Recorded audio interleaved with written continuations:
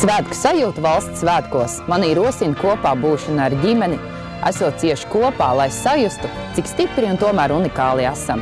Kā arī sanākot kopā talsos, talsiniekiem, novadniekiem, dziedot Latvijas himnu un ieklausoties ik katrā tās vārdā un atkal sajust, cik stipri un unikāli esam.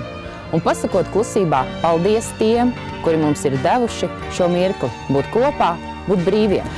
Latvija man nozīmē manas mājas, manu ģimeni, man atvēlēto stūrīt visā plašajā pasaulē, kur vienmēr gribas atgriezties, lai pavasarī sajustu spirgto gaisu, ieelpot to līdz sirds dziļumiem un sajustu, kā katra mana ķermeņa šūniņa priecājas un ļoti gribas novēlēt sev, lai šo sajūtu spētu nodot saviem bērniem. Ikvienam svētkos vēlos vēlēt klusībā sadoties rokās, sajust vienam otrā Latviju, savas saknes un apzināties mūsu tautas unikālo mantojumu, saudzēt un nodot to nākamajām paudzēm. Talsu tautsnams 18. novembrī novada iedzīvotājus un viesus aicina uz Latvijas dzimšanas dienai veltītu brīvdabas koncertu, bet svētkus noslēgsim ar uguņošanu Talsu pilskalnā.